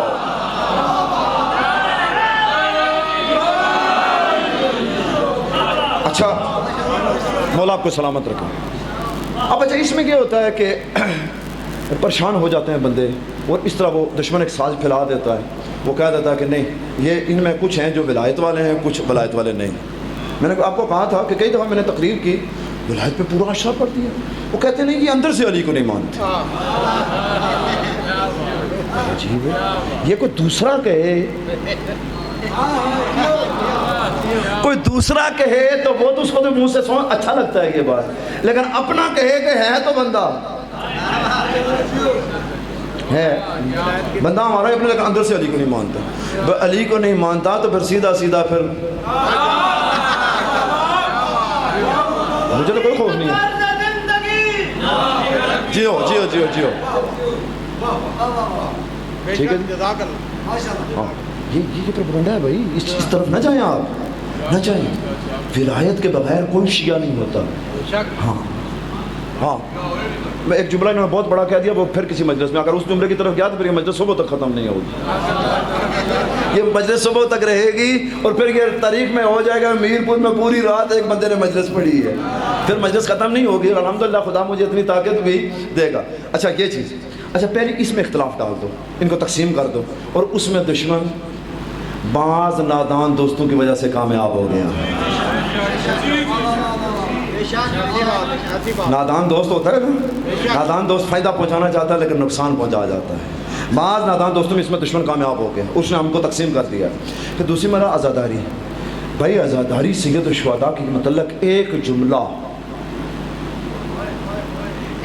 جملہ اپنی زبان سے ادا کرنا کہ جو عزاداری سید الشہداء کو نقصان پہنچائے, ہم اس کو جائز نہیں سمجھتے. ہماری حیثیت کیا ہے بھائی؟ امام خمینی علیہ رحمت و رضوان جو مرد قلندر ہے, جو مرد فقیہ ہے, انہوں نے تاکید کی ان کے آثار کے اندر. یہ دیکھیں, یہ ماتمی دستے یہ ہمارے جلوسوں کی رونق ہے, یہ ماتمی ہمارے جلوسوں اور ہماری مجلسوں کی رونق ہے. یہ ماتمی ان دستوں کو اسی طرح یہ سینہ زنی کرتے ہوئے جائیں. میں ان ہاتھوں کو چومتا ہوں, یہ ہاتھ تو ان کے سینے پر پڑتے ہیں لیکن ان کے سینے پر نہیں, اصل میں یزیدیت کے منہ پر تماچا. آپ سلامت رہیں, آپ جی ہیں بھائی, آپ جی یار. اس میں کیوں پڑھیں, اس میں نہ ولایت میں اختلاف ڈالو بھائی. بس ایک جملہ یاد رکھو, علی کی ولایت کا کوئی انکاری نہیں ہے. ہمارا کلمہ گواہ ہے, ہماری اذان گواہ ہے, ہماری اقامت گواہ ہے. جہاں جہاں علی کہے گا, ہائے ہائے ہائے, وہ ہم نے علی کی بات ماننی ہے بھائی, علی کی بات ماننی ہے, علی کی بات ماننی ہے. ہمیں علی جہاں جہاں پہ, علی جہاں ہم کہیں گے یہاں پہ میرا ذکر کرو, ہم وہاں کریں گے چاہے سولی پر کیوں نہ ہو. یا علی, کیوں کہ میثم نے یہ سنت قائم کر دی ہے, رہے گا ذکر علی, ہم زبان دیتے ہیں. میثم نے کر دی قائم, بات کی روایت قائم کر دی ہے. بس ہم نے مولا علی کو دیکھنا ہے, بس مولا علی کو. دین میں مرضی نہیں چلتی میرا دوست, میرا بھائی, دین میں میری مرضی ہے. ایک دفعہ بندہ مجھے کہنے لگا, ایک دفعہ ملا, اب پوری توجہ میں سمجھانے کے لیے عرض کر رہا ہوں. اچھا خاصا بندہ تھا, نمازی بھی تھا. کہتا مولوی صاحب ایک مسئلہ پوچھنا چاہتا ہوں. میں نے کہا جی کیا؟ کہتا میرا دل کرتا ہے میں سجدے میں بھی علی کے نعرے لگاؤں نماز میں. توجہ ہے؟ میں نے کہا بھی بات سنو, تو نے اپنی دل کی سننی ہے یا علی کی سننی؟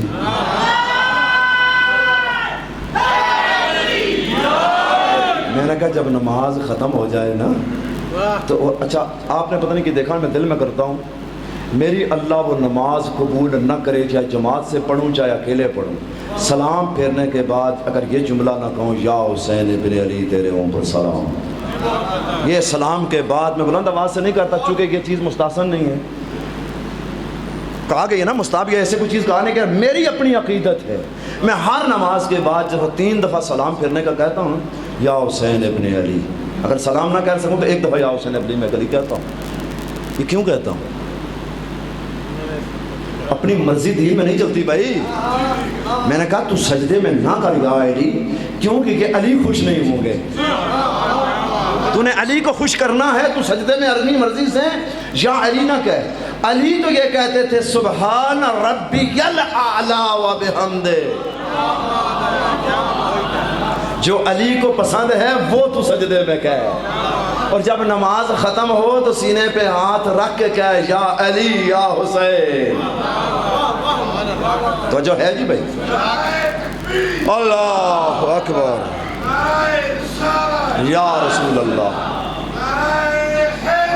یا بس آگے بڑھیں جی, یہ بات ہو گئی ختم, آگے چلیں. عزاداری عزاداری کے اندر کسی قسم کا ماتمی دستے اور ماتمی حضرات، نواخوان حضرات، سارے وہ جلوس، یہ ہمارے فقہا کی، ہمارے علماء کی، اور سب سے بڑھ کر ہمارے ائمہ طاہرین کی سنت بھی ہے، ان کا طریقہ بھی ہے، ان کا وتیرہ بھی ہے۔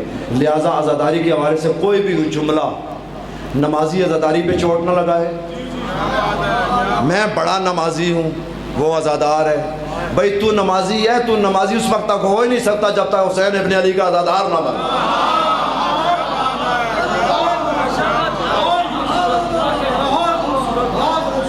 اور ماتمی یہ کہے کہ جی میں نواخوانی کروں گا، میں صرف یا حسین کروں گا۔ ارے تیری نماز یہ اتنی افضل ہے ماتمی نواخوان، تو نماز پڑھ اور لوگوں کو بتا، کیوں کہ تو مکتب حسین کا مبلغ ہے۔ تیرا مقام معمولی نہیں ہے، ماتمی جو ہے وہ مبلغ ہے مولا حسین کا، وہ حسین ابن علی کی مظلومیت کا نوحہ پڑھ رہا ہے۔ کہنا میں کہاں کرتا ہوں یہاں پہ، یہ کوئی خطابت یا ذاکری نہیں ہے۔ اس کو بھی اپنے عمل پہ ناز نہیں کرنا چاہیے، میں بڑا نمازی ہوں، اور یہ دیکھیں جی ماتم کرتے ہیں، نماز کے نزدیک نہیں جاتے، جانا چاہیے ان کو نماز کے نزدیک، لیکن طنز نہ کرو ایک دوسرے کے اوپر۔ نماز بھی اس کی قبول ہے جو سید الشہداء کی عزاداری کرتا ہے، اور ماتم بھی اس کا قبول ہے جو ماتم سے نکلے تو سیدھا مسجد میں آئے۔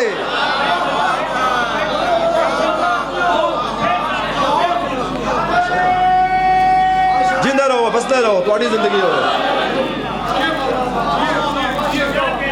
اس کے بعد مرجعیت ہے بھائی، مرجعیت کے اندر اختلاف ڈالا، وہ ایسی کتابیں لکھی گئی، 25 قسم کی کتابیں میرے پاس موجود ہیں جو مرجعیت کے خلاف لکھی گئیں۔ جب ان کے کرندے اترے نا میدان میں، ولایت کے خلاف، عزاداری کے خلاف، اور پھر اس مرجعیت کے خلاف لکھی ہیں کتابیں، انہوں نے لوگوں کو دور کر دیا۔ کل کو بندہ کہہ رہا تھا بھئی یہ بات میں عالم سے کیوں پوچھوں، میں مجتہد سے کیوں پوچھوں؟ بھائی جب تو بیمار ہوتا ہے تو تبھی تو نہیں یہ کہا کہ میں یہ بات ڈاکٹر سے کیوں پوچھوں؟ کرنا اپنا علاج، کوئی ڈرپ لگا، کوئی انجیکشن لگا، کوئی گولی کھا، دوائی کھا، نہیں کھاتا، کیوں کہ تیری فطرت اندر سے آواز دیتی ہے کہ اس علم طب سے تو آگاہ نہیں ہے، کسی ڈاکٹر سے رجوع کر۔ بس انہیں جملوں میں مجلس کا اختتام کرتا ہوں۔ خدا بند متعال آپ کو جزائے خیر دے۔ 1 گھنٹہ اور 20 منٹ میں مجلس پڑھ چکا ہوں، صرف چند جملے مصائب کے کہتا ہوں، پھر زندگی نے ساتھ دیا۔ یہ میری باتیں سب آپ تک پہنچ گئی ہیں نا؟ کبھی کوئی اختلاف نہ کرے بندہ، اختلافی بات سے بچیں، گریز کریں اختلافی بات سے، اور وہ بات کریں کہ ہم تو تمام مسلمانوں کو جوڑنے کی بات کرتے ہیں، چہ جائے کہ علی کے شیعہ ہوں، مولا کے عزادار ہوں، ہم ان کے اندر تفریق ڈالیں نہ، تفریق کوئی بندہ نہ ڈالے، کوئی ایسا جملہ اپنی زبان سے نہ نکالے کہ جس سے مولا علی کے شیعہ بکھر جائیں۔ اور غیر ذمہ دار بندوں کے اوپر دیکھیں، غیر ذمہ دار جس کو اپنا بھی نہیں پتا، اپنی ملت کا بھی نہیں پتا، اور اپنے ملت اور مکتب کا بھی نہیں پتا، یہ ہر بندہ ذمہ دار بنے تاکہ قوم رہے اور اس کی طاقت تقسیم نہ ہو۔ باتیں جو میں نے آپ کی خدمت میں عرض کرنی تھی کر چکا۔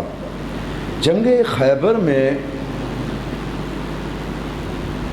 جب جنگ وہ ختم ہو گئی تو میں نے کسی کتاب میں یہ دیکھا کہ مرحب، حارث اور انتر، اور بھی شاید اس کی کوئی بہنیں ہوں، لیکن ایک بہن، اس کا تاریخ میں صفیہ نامی ایک لڑکی کا تذکرہ ملتا ہے، اس کو بارگاہ پیغمبر میں لایا گیا۔ پیغمبر جو قیدی آتے تھے ان سے خیریت پوچھتے تھے پیغمبر اکرم، خواتین کے اوپر بھی ایک نیک سلوک کرتے تھے۔ پیغمبر نے جب قیدیوں سے پوچھا، اور جو قیدی وہاں پہ خواتین کی طرف جب پیغمبر گئے تو ان کو پوچھا تمہیں کوئی تکلیف، کسی قسم کی کوئی پریشانی یا کوئی ایسا کوئی سلوک تم سے کیا گیا ہو، یہ پیغمبر پوچھتے تھے۔ انہوں نے کہا آپ بہت محترم شخصیت ہیں، کسی قسم کا ایسا کوئی نہیں ہے، لیکن ایک گلہ میں آپ سے کرنا چاہتی ہوں۔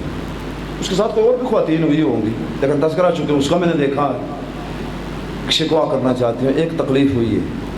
کیا کہیں آپ کے یہ جو صحابی ہے نا سامنے، اس کے تاریخ میں لکھا نام ہے بلال مؤذن، یہ ان قیدیوں کو گرفتار کر کے لایا خیبر میں۔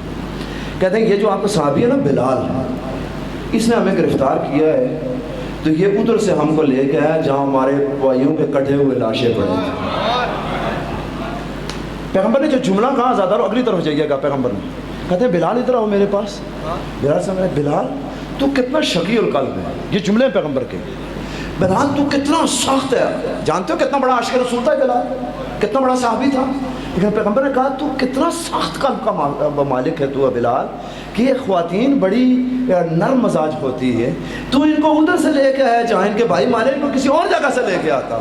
بس آزادارو یہی تو میں جملہ کہتا ہوں. پیغمبر اکرم آپ جو دشمن خدا مرحاب حارث اور اندر تھے، ان کے بہنوں کو یہ برداشت نہ کر سکے کہ ان کے بھائیوں کے لاشوں پر سے گزارا جائے، تو آپ ذرا کربلا میں آ کے دیکھیں نا، وہاں سے گزارا گیا ہے جہاں کہیں عباس کا کٹا ہوا لاشا تھا، کہیں پہ اکبر کا کٹا ہوا لاشا تھا، کہیں قاسم کی لاش ٹکڑے ٹکڑے تھی، کہیں پر حسین ابن علی کا ٹوٹے ہوئے نیزوں اور تلواروں کے درمیان پڑا ہوا لاشا تھا. عزادارو آج کے دن جو گزرا ہے اس کے مخصوص مسائل پڑھنا چاہتا ہوں اور طویل بھی نہیں کرنا چاہتا ہوں. آپ کو بہت زیادہ میں نے تکلیف دی ہے. پروردگار آپ کی آوازوں پر رحمت نازل کرے، اس مجلس عزا کے بانی کے اوپر اپنی رحمت نازل کرے، آپ کی ساری حاجات اور آپ کی دعاؤں کو اپنی بارگاہ میں مستجاب فرمائے. عزادارو جب یہ قافلہ پسے گردن بندھے گئے نا ہاتھ نبی زادیوں کے، پسے گردن ہاتھ بند گئے، امام سجاد کے گلے میں توق آ گیا، پاؤں میں بیڑیاں ہو گئیں، یہ چلے گئے. آپ ذرا اندازہ لگاؤ کہ کس طرح جدا ہوئے ہوں گے امام زین العابدین، کس طرح جدا ہوئی ہوں گی حضرت علی و زہرا کی باپردہ بیٹیاں. عزادارو میں اب پھر یہ ذرا جملہ کھول کے کہتا ہوں، کیوں کہ اوریاں پڑے ہوئے تھے لاشیں جن کے اوپر یا تو کربلا کی گرم ریت تھی یا تپتی ہوئی دوپہر اور سورج کی گرمی ان کے لاشوں کے اوپر پڑ رہی تھی. ہو سکتا ہے میری آقا آزادی نے کہا ہو بھیا زینب بہت غریب ہو گئی ہے، اگر کچھ میرا بس چلتا تو میں تجھے کفن بھی پہناتی اور پھر میں تجھے دفن کر کے جاتی، لیکن بھیا معاف کرنا اب مجبور ہوں، ہاتھ بن چکے اور اب ہم جا رہے ہیں کوفہ کی طرف. عزادارو اب اس کے بعد جو ظلم ہوا، ان ملعونوں نے اپنے سارے کشتے جو تھے لاشیں اٹھائے اور ان کو دفنا دیا. لاشیں وہیں پر پڑے رہے. کس کے پڑے رہے؟ نبی کے فرزندوں کے لاشیں، حسین ابن علی کے جان نثاروں کے لاشیں. عزادار علماء مقاتل نے لکھا ہے کہ جو 13 محرم کا دن ہے 3 دن تک دھوپ بھی پڑتی رہی، کربلا کی گرم ریت بھی پڑتی رہی. عزادارو تیسرے دن جب یہ ملعون وہاں سے نکل گئے تو بنی اسد کے لوگوں نے جب دیکھا کہ اب یہ ملعون چلے گئے ہیں تو ہم آگے بڑھتے ہیں اور جا کے ان کو سپرد خاک کرتے ہیں. عزادارو جب بنی اسد کے لئے کدال اور دوسرے اوزار لے کے اس طرف بڑھے تو اچانک دیکھا کہ دور سے ایک غبار اٹھا ہوا نظر آیا. غبار اٹھا ہوا نظر آیا. غبار چھٹا ہے تو ایک مرتبہ ایک گھوڑے کے اوپر سوار ہے اور سوار ہے، حالت بڑی عجیب ہے. وہ کہتا بنی اسد کے لوگوں ذرا رک جاؤ، جب تک میں نہ آؤں کسی کو دفن نہ کرنا. میں جہاں بتاؤں گا، جہاں میرے بابا نے بتایا، جہاں میرے نانا سے یہ منتقل ہوتا ہوا آئی ہے یہ بات کہ کون کہاں پہ دفن ہوگا، وہاں میں خود بتاؤں گا دفن کرنا. اور عزادارو آپ کہا بتاؤ تو صحیح تم ہو کون؟ کہا میں اسی مظلوم کا فرزند ہوں جس کو پسے گردن کند خنجر سے ذبح کیا گیا. میں زین العابدین ہوں. عزادارو اس کے بعد سید ساجدین آئے، ایک مرتبہ ایک چھوٹی سی قبر الگ بنائی. میں حیران ہوتا ہوں، تاریخ والوں نے علامہ نقل نے شہید انسانیت میں لکھا ہے کہ بنو ہاشم میں سب سے دراز کا عباس ابن علی کا تھا، لیکن یہ وجہ کیا ہے کہ اس کی قبر سب سے چھوٹی ہے. اور یہی جب شام سے رہا ہو کے واپس آئی نا تو کہا میرا عباس تو جب گھوڑے کے اوپر بیٹھتا تھا تو اس کے پاؤں خط دیتے تھے زمین پر، یہ قبر اتنی چھوٹی کیوں تھی؟ کہا پھوپھی اماں اصل میں حضرت عباس کا لاشا اتنا پامال ہو گیا تھا کہ ٹکڑے ٹکڑے ہو گیا تھا عباس کا لاشا، اس لیے اس کی قبر سب سے چھوٹی ہے. عزادارو یہ عباس کا لاشا دفن کر دو، یہاں گنج شہیدہ میں فلاں شہید کو رکھو، یہ اکبر ہے یہ اصغر ہے. عزادارو بس ایک ہی جملہ کہنا چاہتا ہوں، اس کے بعد اپنے بابا کا سر تو کہیں نیزے پر سوار تھا. عزادارو میرے بابا کے لاشا اطہر کو ایک قبر بنائی بنو اسد سے کھدوا کے، اپنے بابا کو عزت کے ساتھ وقار کے ساتھ لٹایا، تعویذ قبر کو بند کیا. بس یہی جملہ اگر سمجھ میں آ جائے تو گریہ کر لینا، یہ جملہ ہے ماتم کر لینا. عزاداروں تعویذ قبر کو بند کرنے کے بعد ایک پتھر سر والی سائڈ پہ رکھا، سر کی طرف رکھا، رکھ کے اس پہ لکھا ھذا قبر الحسین، یہ حسین کی قبر ہے۔ یہ حسین کچھ نہیں لکھا، جو نواسا تھا، جو زہرا کا لاڈلا تھا، جو علی کا بیٹا تھا، یہ کوئی تعارف نہیں لکھا۔ ھذا آزادارو تیارہ کرو ماتم کی، اگر ماتم کرنا چاہتے ہو اس جملے پہ کہتا ھذا قبر الحسین، یہ قبر ہے حسین کی۔ کون حسین؟ جو محمد کا نواسا نہیں، کون حسین؟ جو علی کا لاڈلا نہیں، کون حسین؟ جو زہرا کا بیٹا نہیں۔ کہتے الذی قتل عطشانا، یہ اس حسین کی قبر ہے جو سخت پیاس میں شہید کیا گیا۔ الا لعنت اللہ علی القوم الظالمین، یا رب الحسین بحق الحسین اشفِ صدر الحسین بظہور الحجت القائم۔ بسم اللہ الرحمن الرحیم، الحمد للہ رب العالمین الرحمن الرحیم مالک یوم الدین، ایاک نعبد و ایاک نستعین، اہدنا الصراط المستقیم صراط الذین انعمت علیہم غیر المغضوب علیہم ولا الضالین۔ بسم اللہ الرحمن الرحیم، قل هو اللہ احد اللہ الصمد لم یلد ولم یولد ولم یکن له کفوا احد۔ بسم اللہ الرحمن الرحیم، قل هو اللہ احد اللہ الصمد لم یلد ولم یولد ولم یکن له کفوا احد۔ بسم اللہ الرحمن الرحیم، قل هو اللہ احد اللہ الصمد لم یلد ولم یولد ولم یکن له کفوا احد۔ الہی بحق فاطمہ وابیہا وبعلہا وبنیہا، پروردگار محمد و آل محمد علیہ السلام کی عزت و عظمت کا واسطہ اس مجلس عزاداری، اس مجلس سوگواری کو اپنی بارگاہ میں قبول فرما۔ پروردگار محمد و آل محمد علیہ السلام کی عزت و عظمت کا واسطہ پروردگار اس مجلس اعزاء میں ایک بھی جملہ جو تیری معیار رضا پہ پورا اترتا ہو اس کو میرے لیے، بانی مجلس کے مرحومین کے لیے، اور یہ جو جتنے حضرات یہاں بیٹھے ہیں ہم سب کے لیے اور ہم سب کے مرحومین کے لیے ذریعہ مغفرت بناؤ۔ پروردگار محمد و آل محمد علیہ السلام کی عزت و عظمت کا واسطہ اس مجلس اعزاء میں جتنے مومنین و مومنات، خواتین و حضرات شریک ہوئے ہیں سب کی توفیقات میں اضافہ فرما، اس دار الشفا میں سب کو روحانی اور جسمانی شفا عطا فرما۔ پروردگار محمد و آل محمد علیہ السلام کی عزت و عظمت کا واسطہ تمام مومنین جو پریشان حال ہیں ان کی پریشانیوں کو دور فرما، جو تنگ دست ہیں ان کی تنگ دستیوں کو دور فرما۔ پروردگار جو بے روزگار ہیں ان کو باعزت روزگار عطا فرما۔ کچھ میرے بزرگوں نے دعا کی ہے بیٹیوں کی اور بیٹوں کی شادی کے لیے، پروردگار ان کی جو رکاوٹیں ہیں ان رکاوٹوں میں دور فرما اور باعزت طور پہ ان کو گھر سے رخصت کرنے کے اسباب مہیا فرما۔ پروردگار محمد و آل محمد علیہ السلام کی عزت و عظمت و جلالت و قدر کا واسطہ بے لفظ آج کی بانی مجلس ناب آغا صاحب کے جملہ مرحومین آباء و اجداد جو دنیا سے جا چکے ان سب کی ارواح کو اس مجلس اعزاء کا اور سورہ فاتحہ کا ثوابی سال فرما۔ بے لفظ آغا عاشق حسین اور ان کی زوجہ اور ان کے والدین، آغا اصغر علی مرزا و زوجہ اور ان کے والدین، ڈاکٹر علی عباس بخاری، سردار تحسین عالم، سید رضا شاہ بخاری، سید محسن رضا، راجہ محمد سعید خان اور سید صفدر شاہ صاحب جو دوران عشرہ وفات پا گئے تھے۔ پروردگار جن جن مرحومین کے نام لیے گئے ہیں پروردگار ان سب کے مغفرت فرما اور ان کے درجات کو بلند فرما، ان کی قبور کے اوپر اپنی خصوصی رحمت کا نزول فرما۔ پروردگار محمد و آل محمد کی عزت و عظمت کا واسطہ ان مرحومین کو برد حج محمد و آل محمد کی شفاعت کبریٰ سے برحمت فرما۔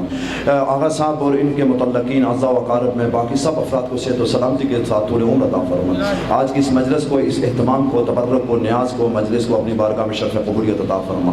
پروردگار محترم قائد آزادی جموں کشمیر یاسین ملک صاحب جو تہاڑ جیل میں دلی انڈیا میں قید ہیں اور ان کے ساتھ سید شبیر شاہ صاحب بھی جیل میں ہیں، پروردگار ان کو باعزت رہائی عطا فرما۔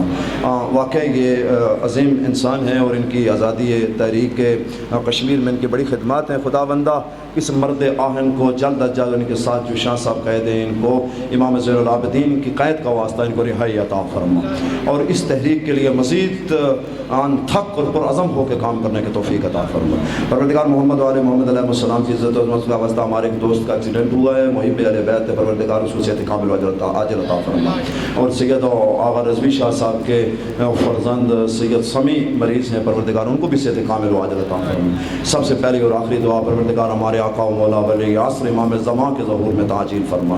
پروردگار اس میر پور کے اندر جتنے مومنین و مومنات جو شیعہ علی ابن ابی طالب میں سب کی حفاظت فرما، سب کو ایک دوسرے سے محبت کرنے کی توفیق عطا فرما۔ پروردگار محمد و آل محمد علیہ السلام کی عزت و عظمت کا واسطہ ہم ایک دوسرے کے قریب آنے، ایک دوسرے کو برداشت کرنے اور اپنے ایک دوسرے مومنین کے لیے سینہ کو گشادہ کرنے کی توفیق عطا فرما۔ ربنا تقبل منا انک انت السمیع العلیم، بحق محمد و آل طاہرین و بحق قرآن کریم۔ والسلام علیکم ورحمۃ اللہ وبرکاتہ۔